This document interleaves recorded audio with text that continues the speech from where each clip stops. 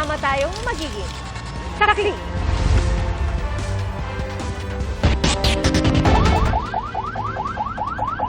Mula Baras, Rizal, umabot hanggang Antipolo ang habulan ng mga pulis at ng motorsiklong yan sa Marilake Highway kagabi.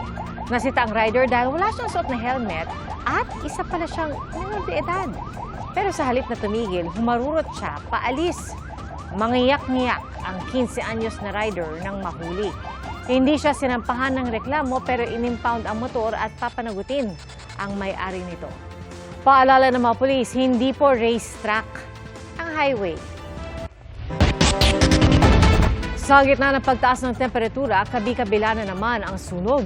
At sa loob ng 24 oras, 2 sunog ang sumiklab sa magkahiwalay na lugar sa Tondo, Maynila. Isa po sa mga ito posibleng nagmula sa napabayaang kandila. Saksi, si Ian Cruz.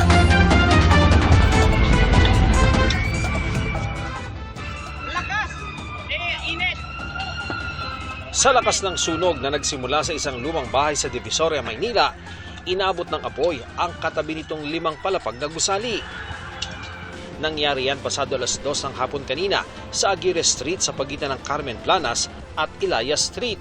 Apektado ng sunog ang 20 pamilya sa nasabing gusali. Ang hirap magsimula, wala kang dala kahit isa eh. Ang tagal mong inipon ng mga gamit mo, pinundar mo, nawala lahat eh.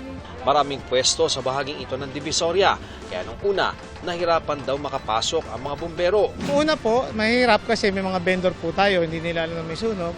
Pero agad po ito tinaas sa third alarm para yung dating ng fire truck ay sunod-sunod na para pag dumaan, wala na makabalik na vendor. Palaisipan pa sa mga otoridad kung paano nagkasunog sa abandonadong bahay. Yun po ang inaalam natin, under investigation po siya. Kung sino yung may access po dun sa place na yun. Pasado hating gabi naman nang matupok ang 2 bahay sa Kapulong Street sa Barangay 108 sa Tondo. Nakunan din sa video ng isang residente ang pagputok ng mga kable sa tabi ng kalsada. Ang isang residente nakayapak lang ng lumikas. Sabi niya, pinasok niya ang nasusunog nilang bahay sa pag-aakalang hindi pa nakalabas noon ang kanyang apo. Yung bata, nasa loob. Siyempre, ayun ang pagkaalam ko, nasa loob eh. Wala pa rin umaakyat. Ngayon, inakyat ko ngayon. Sinanong ko yung kutsi na hinuhigaan niya, wala. Kaya nga nasunog yung kamay ko. May tumulong lang sa akin sa may yagda na hilain ako pababa. Nagtamo siya ng mga paso at sugat sa kamay at paa. Wala raw kuryente sa kanilang bahay kaya gumamit sila ng kandila na posibleng pinagmula ng apoy. Walang naisalbang gamit ang pamilya. Apektado ng sunog ang mahigit 15 individual ayon sa barangay. Pansamantala po sa barangay hall muna po sila manunuluyan at kami na po bahala sa pagkain nila araw-araw. Nandyan din naman po ang MDSW at DSWD para po sa mga karagdagan tulong po. Iniimbestigahan pa ang sanhi ng apoy at kabuang halaga ng pinsala. Umangat din ang maitim at makapal na usok kanina sa Taguig City. Pasado alas 2 ang hapon sumiklab ang sunog sa Kawayan Street sa Barangay Tuktukan. Mabilis na itinaas ang ika-4 na alarma dahil sa lakas ng apoy. Ayon sa BFP, 3 sa mga tumulong mag-apula ng apoy ang nasugatan. Isang babae ang nahirapang huminga kaya nilapatan ng paunang lunas. Fire out na bago mag alas 5:30 ng hapon. Iniimbestigahan pa ang sanhi ng sunog at kung ilang bahay ang natupok. Para sa GMA Integrated News, ako si Ian Cruz, ang inyong saksi.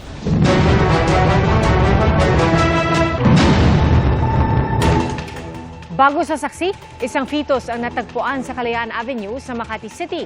Pinaghahanap ngayon ang 2 nag-iwan umano sa fetus. Saksi, si Nico Wahe. Madaling araw kahapon, nakuha na ng CCTV ang paghinto ng isang sasakyan sa Kalayaan Avenue, Makati City. Lumabas ang driver, kasunod ang isa pa na sa driver side rin dumaan. Umupo sa gilid ng sasakyan. Ang driver na unang lumabas, makikitang tila hindi mapakali. Hindi malinaw sa video ang ginagawa nila, pero may isang dumaan at makikita sa video na nakatingin sa dalawa. Hindi ginaganon siya, kala ko lang lasing. Pag di ba na diretso na ako, nangalakal na ako. Pero pagbalik daw na nakasaksi, nakita niya sa kalsada na iniwan ng 2 nakasasakyan, isang fetus na halos buo na. Pagtingin ko, kala ko pusa, patay na pusa lang yung... At pagtingin ko bata, Pag ilaw ko ng flashlight, bata mo pa lang. Kumuha raw siya ng kandila at plywood at humingi ng tulong sa kapitbahay na siyang tumawag ng pulis. Ayon sa Makati City Police, pinaghahanap na nila ang dalawang nasa CCTV. Ongoing pa po ang follow-up ng ating investigator on case para makakuha po ng CCTV footage sa area, and ongoing na rin ang pagkuha ng DNA sample ng SOCO po. Sa oras na makuha raw nila ang plate number ng sasakyan, ay makikipag-ugnayan sila sa LTO para matunton kung sino ang may-ari nito. Posibleng maharap sa reklamong intentional abortion ng dalawa. Ayon pa sa Makati Police, nasa 5 to 6 months na ang fetus. Para sa GMA Integrated News, Nico Wahe, ang inyong saksi. Pinag-aaralan ng DPWH kung ano ang maaring ikaso laban sa kumpanya ng truck na dumaan sa Kabagan Santa Maria Bridge sa Isabela bago ito bumigay. Bukod sa overloading, isa pang sinisilip ang disenyo at materyales na ginamit sa paggawa ng tulay. Saksi si Joseph Moro. Dapat kumati ulit niya. Pasular ka talaga kita? Pasular siguro? Viral ang video na ito, nakuha ng isang napadaang motorista sa pagguho ng Kabagan Santa Maria Bridge sa Isabela nitong February 27.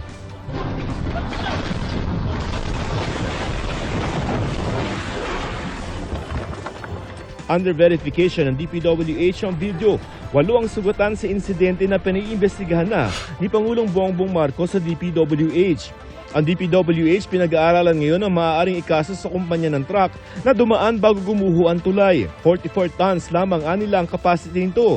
Pero ang dumaan truck na pinaniniwala ang may kuha ng viral dashcam video na sa 100 tonelada ang bigat o mahigit doble ng kapasidad ng tulay. Overstressed yung the bridge ay 200% yata. Lumalabas din na di lamang ang truck na yan ang mabigat na sasakyang dumaan. Bandang alas 8 ng gabing yung magkasunod na dumaan ang 2 truck na may dalang mga bato. May pangatlo pa nga sana ng truck na sasampa sa tulay. Dumaan yung isa, nakalusot, pangalawa yun ang sumabit na ba. Bukod sa kapasidad ng tulay, may isa pang sinisilip ang DPWH. Isa sa mga tinitingnan ngayon ng DPWH ay ang umano'y kakaibang disenyo ng Kabagan Santa Maria Bridge sa Isabela. This is a unique design. The first of its kind dito sa... Never been tested In Philippines, wala to. Yung cables kasi nito are solid steel, hindi strand, hindi cable stay, hindi cable strand. Normally, ang alam namin dito is actually when you do this kind of a structure, dapat yung cable, cable strands ang dapat ginagamit dito. Because may tensile stress, may tensile parameters para gumagano ng konti yung tulay pagkano. When it is rigid, talagang when it snaps. Sinimulang itayo noong 2014 pero nitong Pebrero lamang binuksan ang tulay na umabot sa kabuuang halaga na 1.2 billion pesos. 2018 natapos ang orihinal na kontrata sa halagang mahigit 600 million pesos. Pero kinailangang i-adjust ang disenyo ng tulay kaya di agad binuksan. Kinailangan ulit itong i-retrofit noong 2022 para sumunod sa bagong design code ng DPWH. Nindot na lang namin to.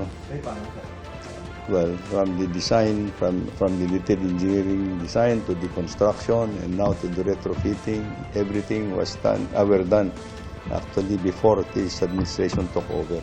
Kinukuha pa namin ang panig ng pribadong consortium ng kumpanyang UTCP, PERT Consultant Schema JV at isang engineer Albert Cañete na ayon sa DPWH ay nagdisenyo ng tulay. Tinanong din namin na nag-aproba nito noong 2014 na sinuoy DPWH Secretary Rogelio Singson. Sabi niya may ginagawa ng investigasyon ng DPWH at doon na anya kami sumangguni. Kumpanyang RD Interior Junior Construction naman ang kinontratang gumawa nito. Ang Senate Committee on Public Works handa raw magsagawa ng investigasyon. Hiniling na sa DPWH na magsumite ng report tungkol sa pagguho ng tulay. Para sa GMA Integrated News, ako si Joseph Morong, ang inyong saksi. Bago sa saksi, walang pasok sa lahat ng antas sa lalawigan ng Cavite bukas dahil sa inaasahang mataas na heat index. At hindi pa man opisyal na nagsisimula ang panahon ng tag-init pero nagpatikim na ang init ng panahon. Ang ilang paaralan may water break at iba pang diskarte para magpalamig. Saksi, si Oscar Oida. Scramble, palamig, At syempre, di mawawala ang ice cream. Kanya-kanyang paraan ng mga estudyante at magulang para makapagpalamig sa gitna ng tirik na araw kaninang hapon sa Pasay. Magsusundo po sa anak ko po. Kaya nagdala ako ng kasi sobrang init po. At dahil sa banta ng posibleng pagtindi pa ng init, sususpindihin rin muna ang face-to-face classes sa Pasay mula bukas hanggang Huwebes. Kadalasan pag ganyan na mainit ang panahon, alam niyo naman ang mga bata ngayon ay kapag mainit hindi nakapag-concentrate. Sa ngayon naman mayroon na tayong ibang alternatives of teaching and learning na yung sa online, blended, sa mga modular. 38 degrees Celsius ang naitalang heat index o damang init kanina sa Pasay. Gayon din sa Science Garden sa Quezon City. Ito ay pasok pa din dun sa tinatawag natin na extreme caution kung saan maaaring magkaroon pa din ng mga heat cramps, mga heat exhaustion at kung mapapabayaan ay maaaring mag-lead into heat stroke. Ang Quezon City, hindi pa rin nagpapasok ng mga estudyante ngayong araw. Meron po kasi kaming guidelines sa Quezon City as advised by the City Health Department na ang threshold is 40 degrees Celsius. Pag umabot ng 40 degrees and above, we have to cancel classes on all public schools in Quezon City. Ngayong araw, pinakamataas ang 43 degrees Celsius na naitala sa San Jose Occidental, Mindoro at Pili, Camarines Sur. Danger level na yan ayon sa Pag-asa, kaya mataas ang tsansa ng heat cramps at heat exhaustion at maaaring mauwi sa heat stroke kung tuloy-tuloy ang exposure. Kahapon, naitala ang danger level heat index sa Dagupan City.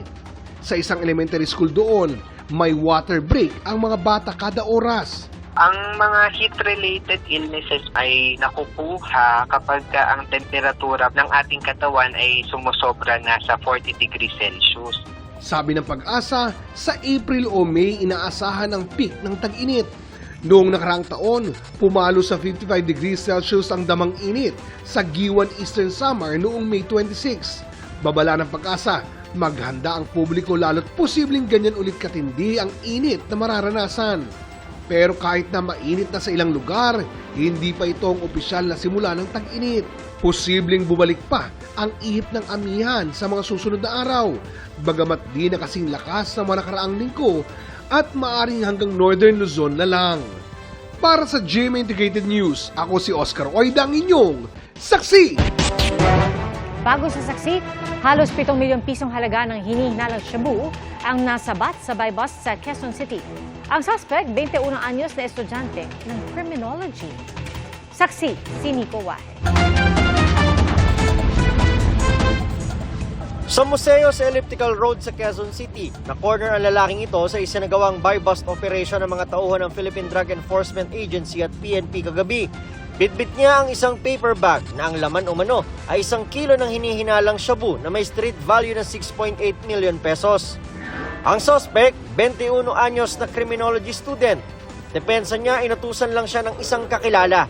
Ang utos po sa akin, dalhin ko yung parcel na yun dun sa pinsan niya.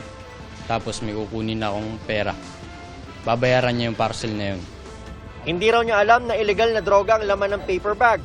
Unang beses lang daw ito na inutusan siya ng kakilala. At ang pangako ay babayaran siya ng 5,000 pesos. Kailangan ko lang po ng pera. Hindi ka ba nagtaka? Maghahatid ka lang kasi naman po. Hindi po kasi unang utos niya sa akin yan, tsaka hindi ko naman po alam kung ano yung trabaho niya. Ayon sa PIDEA, posibleng may grupong estudyante. That's a huge volume for students to be transacting dangerous drugs. So you will see the brazenness of this act.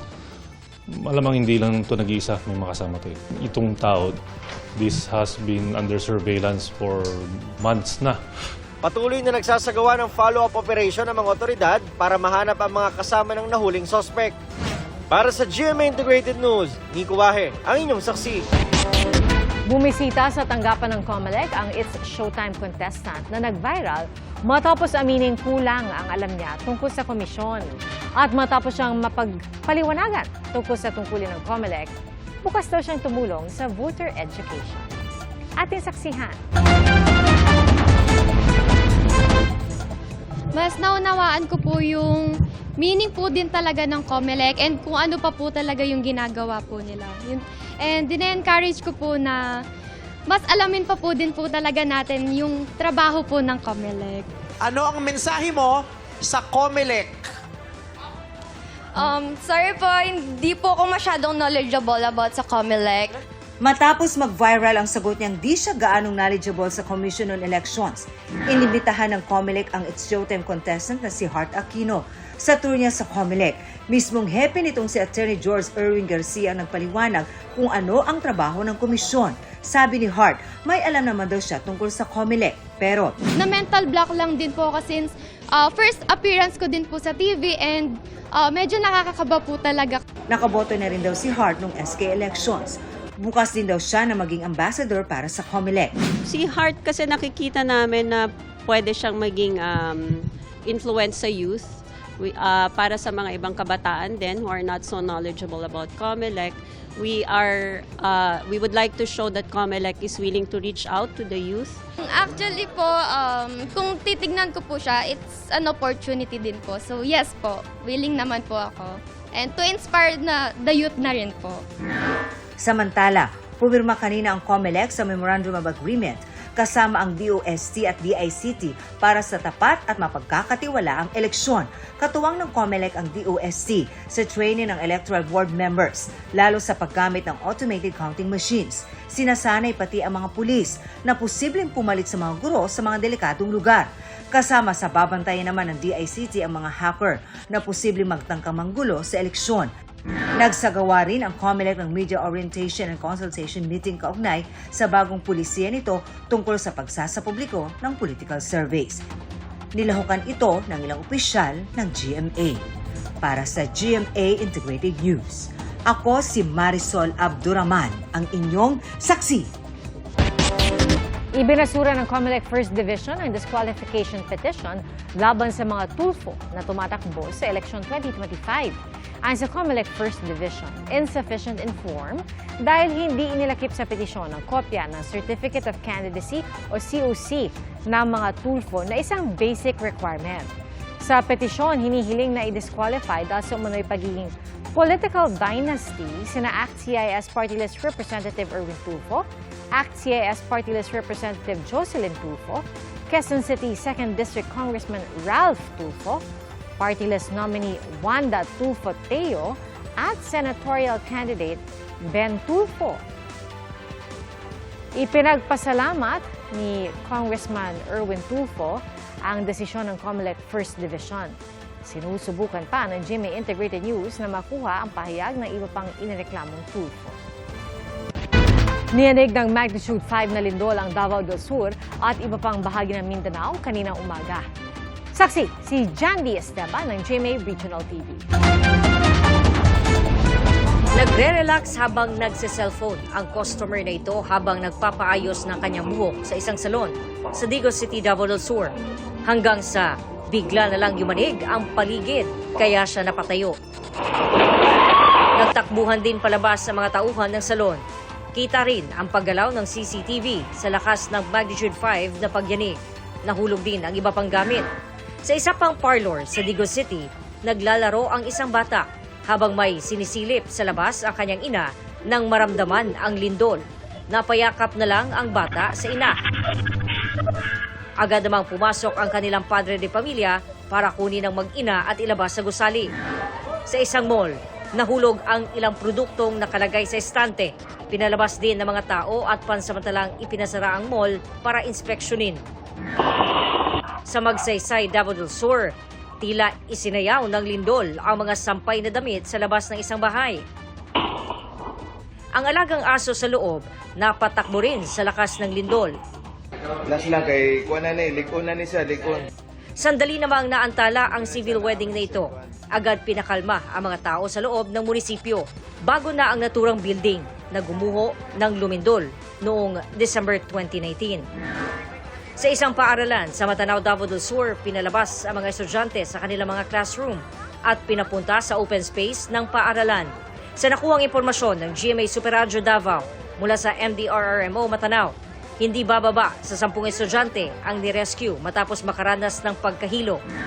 Naglabasan din ang mga estudyante sa isang paaralan sa bayan ng Hagonoy. Kinalaunan ay pinauwi na rin sila matapos magdeklara ng suspensyon ng klase ang LGU. Itinigil naman muna ang laro ng mga atleta sa Coronadal City. Ayon sa FIVOLCS, Intensity 5 ang naitala sa Digos, Magsaysay, Matanao at Bansalan sa Davao del Sur. Intensity 4 pababa ang naramdaman sa iba pang bahagi ng Davao Region at Soc-Sargen. Inaalerto rin ang mga residente sa posibleng aftershocks. Para sa GMA Integrated News, ako si Jandy Esteban ng GMA Regional TV, ang inyong saksi. Posible ipanawagan ng komite sa Senado ang pag-revamp o pagbalasa sa liderato ng Bureau of Immigration. Isa po sa mga sinita ang kawalan ng kumpletong report tungkol sa kung paano nakalabas ng bansa si dating Bamban Mayor Alice Guo. Saksi si Mav Gonzales. Kalahating taon na ang lumipas mula nang maaresto si dating Bamban Mayor Alice Guo sa Indonesia. Pero wala pa rin kumpletong report ang Bureau of Immigration kung paano siya nakalabas ng bansa. Kaya hindi na itago ni Senador Risa Hontiveros ang inis sa pagdinig ng Senate Subcommittee on Justice kanina. Can you imagine the frustration na dapat by now nalalaman natin? Very regrettable po. We will submit compliance report to your office, Madam Chair, but I'm sorry, but as of this time, we don't have any information kung saang ports or sub-ports nakatakas sila Guo siblings. Paliwanag ng BI, sinulatan nila ang kanilang counterpart sa mga bansang napaulat na dinaanan ni Guo, pero impormal nilang sinabi na wala silang impormasyon tungkol doon. Ang National Intelligence Coordinating Agency o NICA, naimapa na ang posibleng ruta ni Guo paglabas ng Pilipinas. Una raw pumunta si Guo sa Kota Kinabalu, Malaysia. As to the question of how Alice Guo was able to leave the Philippines, ito po yung gaps na tinitingnan pa rin namin. Posible raw na ang exit point ni Guo ay sa southern backdoor, malapit sa Tawi-Tawi. Sa isang pahayag, sinabi ni Immigration Commissioner Joel Viado na base sa inisyal na investigasyon, walang ebidensya na may tauhan ng BI na tumulong sa pagtakas ni Guo. Bagaman hindi sakop ng BI ang mga pribadong coastline at airstrip, nababahala raw sila na naaabuso ang anyay porous borders ng bansa. Sinita rin ni Hontiveros ang ginagawang deportasyon ng BI sa mga Chinese national dahil hindi raw nakakarating sa China ang iba. Kabilang ang 3 umano'y pogo bosses na sina Liu Xun, Kong Xiangryu at Wang Xiangle. Ang modus daw ay hindi direct flight ang binibili.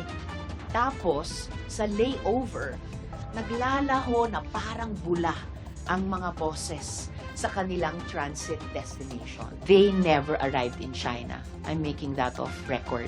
Sa pagkakatanda ng BI, may layover nga ang flight ng 3 sa Hong Kong. Tanong ni Hontiveros, bakit kasi nagbubuk ng flight na may layover at hindi idiretso pa uwi ng bansa nila ang mga dinedeport? There's a clamor to deport yung mga nahuhuli the soonest at the fastest time. So ang ginawa po ng BI, nag-initiate po sila ng dialogue with the PDLs kung sino po yung pwedeng magbigay or mag-shoulder or mag-purchase ng kanilang mga ticket. Binigyan na ni Hontiveros ng ultimatum ang BI. If no satisfactory answers on these matters are provided by the BI within 15 days, as designated chair of this subcommittee of the Committee on Justice, I will call for a revamp of the BI in the committee report of this subcommittee. A revamp beginning with the commissioner himself. Para sa GMA Integrated News, ako si Mav Gonzales, ang inyong saksi. Nanawagan na ilang grupo kasama ilang kaanak ng mga biktima ng extrajudicial killings na simulan na ng Senado ang impeachment trial ni Vice President Sara Duterte. Mangangalap din daw sila ng 1 milyong pirma para ipakita ang anilay kagustuhan ng publiko na simulan na ang paglilitis. Nauna nang sinabi ni Senate President Chis Escudero na sa July 30 posibleng simula ng impeachment trial batay sa proposed schedule na ibinigay sa mga kapwa senador. Bagamat hindi minamadali ang impeachment trial, hindi daw ito dinidelay. Pinalagaan ng Philippine Navy ang ipinupukol ng China state-controlled media company na umano'y paninira sa kalikasan ng barko ng Pilipinas sa West Philippine Sea. Ang sabi ng isang eksperto, taktika lang ito ng China para pagtakpan ang maling gawain ng kanilang barko. Saksi si Chino Gaston.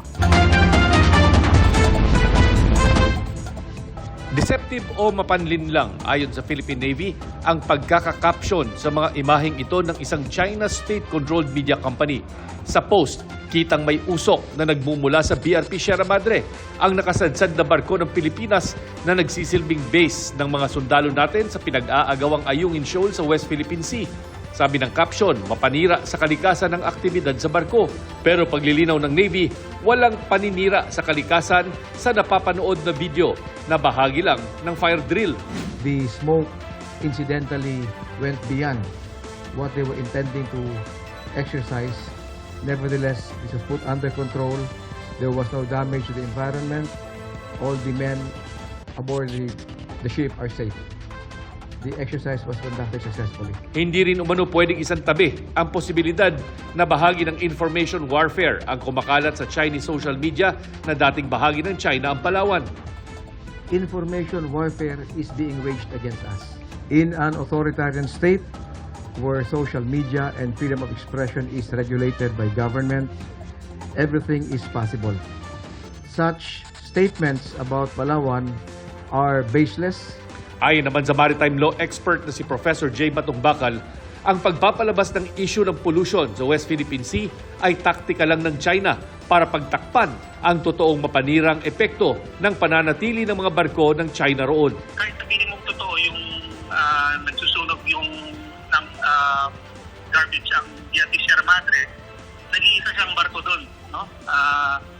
Hindi kagaya sa China na daan-daan nisira nila yung mga coral reef dahil naka-angkop sila doon at nagtatapon nila ng mga basura at coral reef doon sa area. Wala pang tugon sa paratang ng information warfare ang Chinese Embassy. Para sa GMA Integrated News, Chino Gaston ang inyong saksi.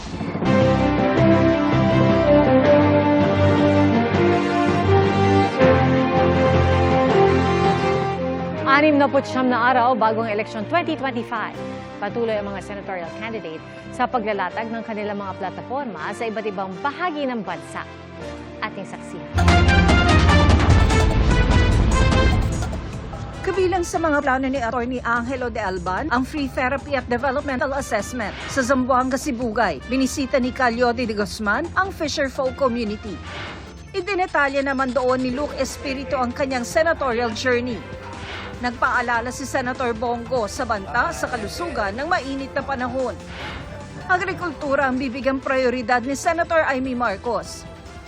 Sa Bohol, isinulong ni Manny Pacquiao ang libreng pabahay para sa mga mahihirap. Ang kaligtasan ng mga Pinoy ang pagtutuunan ng pansin ni Benhar Abalos. Mabilis na internet connection ang isa sa plano ni Senador Francis Tolentino. Nakipag-usap sa coffee farmers sa Lipa City si Kiko Pangilinan. Pagpapaunlad ng lokal na agrikultura ang isinulong ni Danilo Ramos. Kinumusta ni Ronel Arambulo ang mga nagtitinda sa Lipunan Public Market. Nakaisa sa Kabute Festival sa Cavite si Senator Ramon Bong Revilla. Kabuhayan na trabaho ang isinusulong ni Congresswoman Camille Villar. Iginiit ni Bam Aquino ang food security at national security. Patuloy naming sinusundan ng kampanya ng mga tumatakbong senador sa eleksyon 2025. Para sa GMA Integrated News, Tina Panganiban Perez, ang inyong saksi. There's a car in the sea!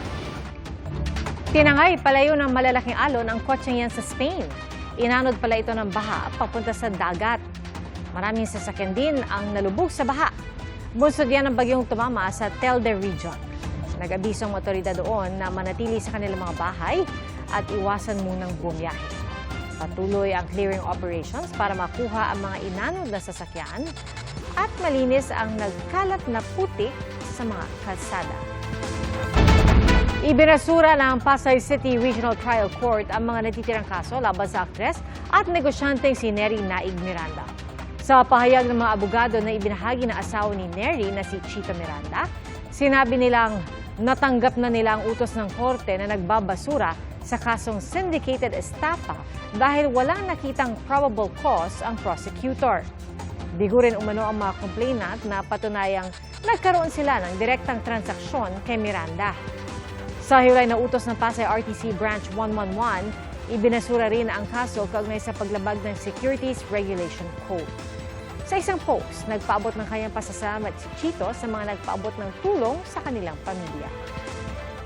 Ayon naman sa abogado ng mga complainant, kukonsultahin pa niya ang kanyang mga kliyente.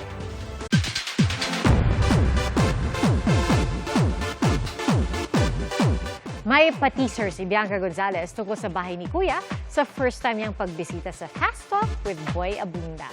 Doon siya nagkwento tungkol sa mga naging karanasan bilang host ng 19 na taon at dati ring housemate ni Kuya.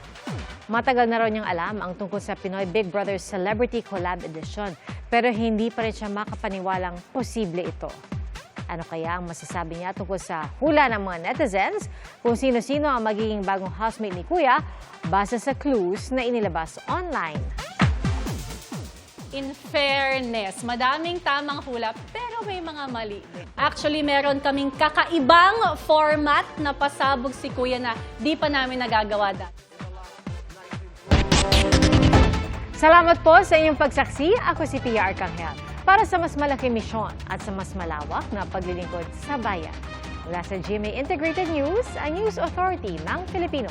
Hanggang bukas, sama-sama po tayong magiging saksi.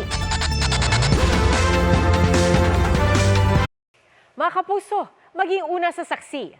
Mag-subscribe sa GMA Integrated News sa YouTube para sa iba't ibang balita.